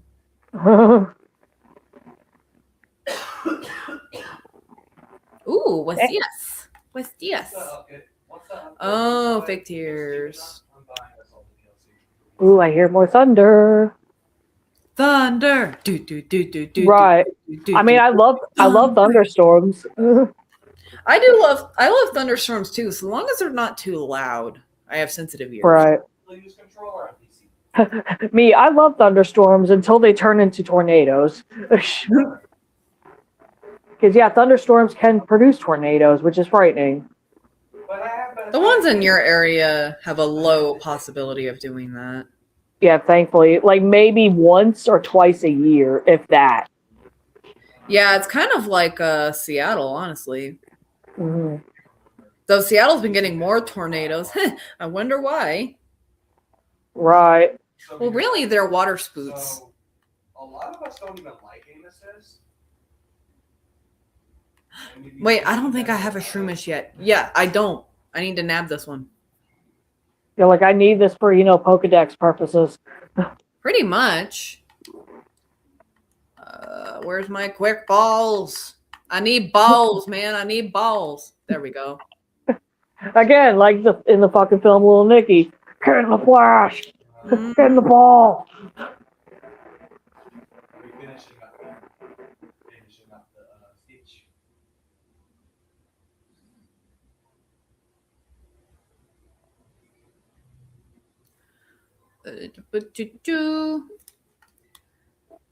Apparently, you get a shiny charm. Sometime. Bruh. Go the fuck away. Nope. I don't want to fucking fight you. Diego would sneeze on you and you would die. I almost ran into that flittle. Medic. Need a medic for Kay. Ma'am, are you alright? They're just like, I need a moment. I know there's a Leafeon around here. I know there's a Leafeon around these parts. What the fuck you on the Oregon Trail or some shit? Gonna die of dysentery?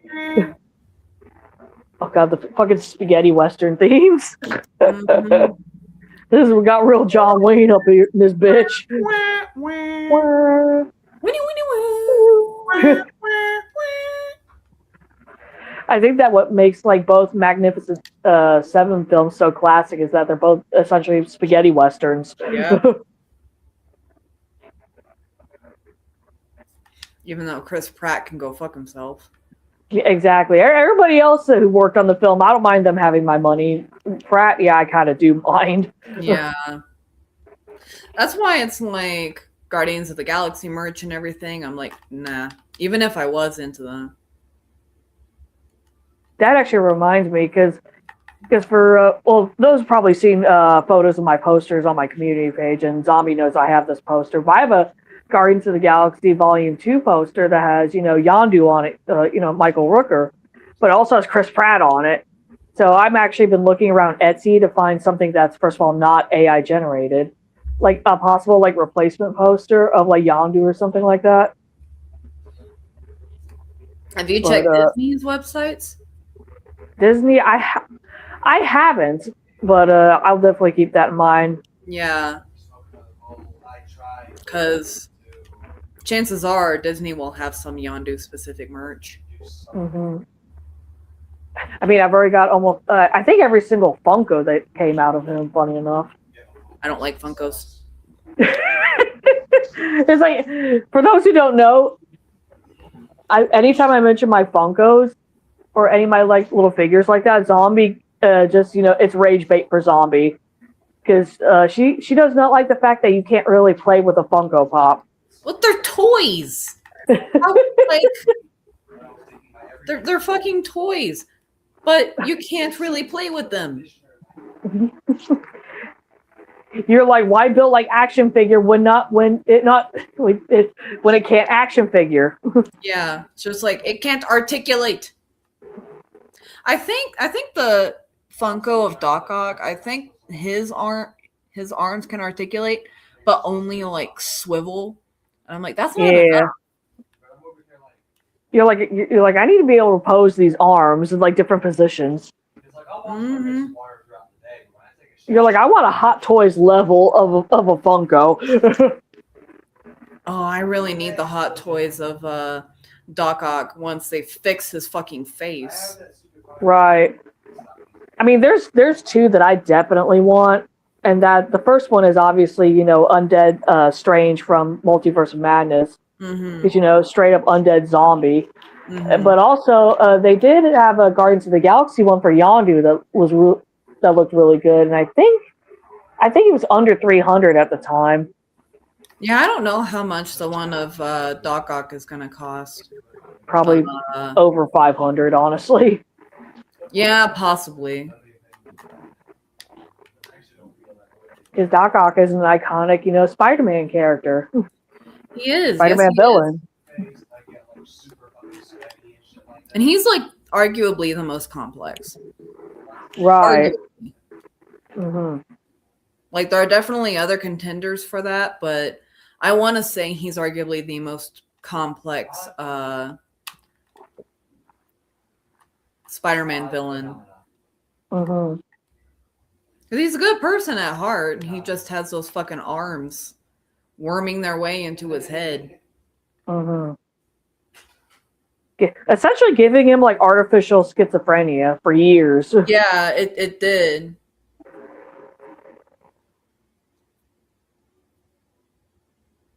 It's even like in, No Way Home, once the quote-unquote chip was fixed, the first thing Doc Ock said was, "It's so quiet." Yeah. Because it did basically give him faux schizophrenia. Mm-hmm. And on that note...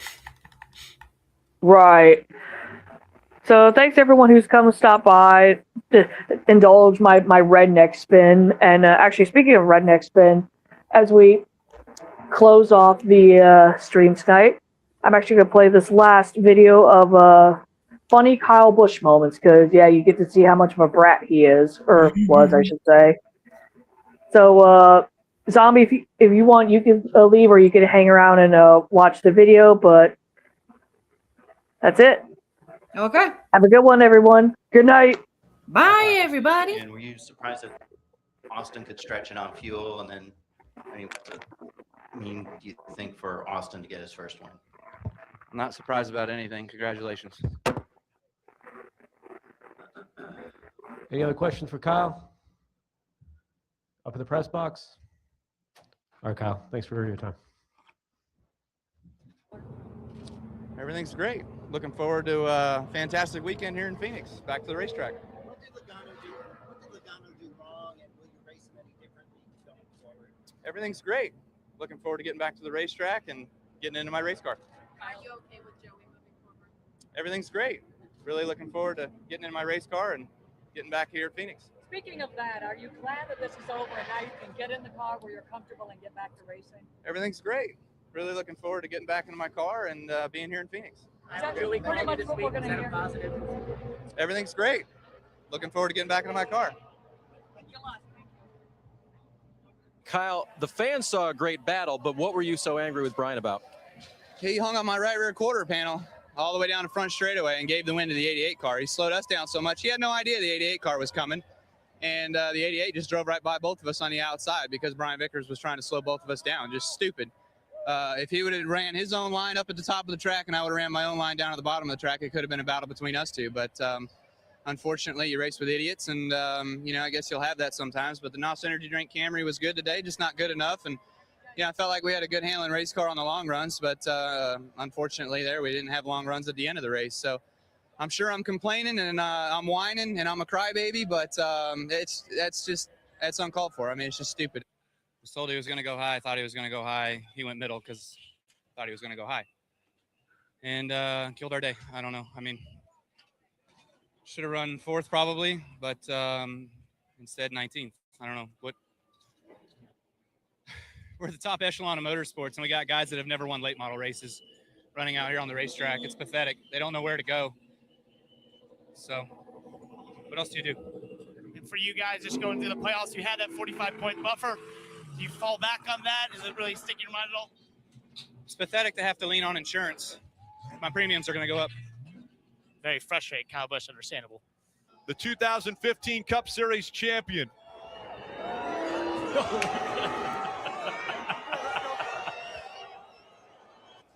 Got to where we needed it right there at the end, and was able to lead all those laps. And if it wasn't for lap traffic, it wouldn't even have been a race. I don't know what y'all are whining about, but if you don't like that kind of racing, don't even watch. What happened with the initial contact with the wall, Kyle? Just rubber on top of rubber. The rubber buildup that was happening. I just got in the corner a little too hot and just got up into the fence a little bit. And then, I don't know, 2-3 laps later, it blew out. For these guys, it was actually a broken A-arm that had them in the evening from there. Well, and obviously not festivities in a victory sense for Kyle Busch, but Kyle, how do you feel about the way you were penalized for what happened out there? Not a word from him. Keeping his mouth shut right now, guys. He'll think about it, I'm sure, and have a word for us at some point. Kyle, obviously a frustrating night out there. I know it looked like it was retaliation. I know it's Saturday. Do you think he dumped you intentionally? Yeah, sure he did. Where's his paycheck come from, Ray? I got that one. Just, we were racing earlier in the night. I pulled a slide job on him. He ran into me 3 times after that. And then got clear of him for a while. And then on that restart there, I was trying to slide him, get up to the top. And Spider said I was clear. I was clear at the time. Maybe I was too late. But he hooked me anyway and wrecked us. So I'm not going to put up with it. Obviously, Adam and the guys do a really good job of being able to work on the car and constantly improve it and constantly make it better. But flat out getting our ass kicked right now by our teammates. So we got to get better. Hard-fought night for Kyle Busch and the 18 team. Still have work to do. Kyle, you overcame some adversity on pit road to work your way back up. Can you talk about how you made your way back to the field? Pure talent. That's about it. My pit crew did absolutely nothing to help me out tonight. My truck drove like, and these splitters are absolutely horrendous. You can't pass in traffic. You can't race alongside anybody. You can't get within 5 truck lengths of no one. But somehow, some way, I was able to get back to the front. Had a blast. Seems like Kyle Busch experienced just about every high and low you could at Bristol in one race. Kyle, how would you describe the night? I don't know if there was any highs. I don't know what you're talking about. Going back through the field? That's just me and this team and never giving up and being able to drive up through the field like that. The M&M's Camry was fast, even torn up and beat up and wrecked and everything else. It was fast. And we had a shot to win the race there. Just got to racing with guys 3 wide and couldn't get clear of them. I was boxed in by the 11. The 11 was choking up the top in front of me. We saw the contact post-race. Did you feel like he did not pass you fairly on the track? No, he hit me getting into turn 1, which got me a little bit loose, chattered the rear tires, but whatever. That's, Carl's going to say he's sorry he didn't want to race that way because he always does, Mr. Ed likes. So we'll take it. We'll go on and, we'll race him that way in a chase if that's the way he wants to race. Kyle, what was your thought about Keselowski's little pre-race declaration? Who? Brad Keselowski? Yeah, I don't know who you're talking about. Okay. He drives the number 12 car. I saw it, but I passed it. The pitch is looking good.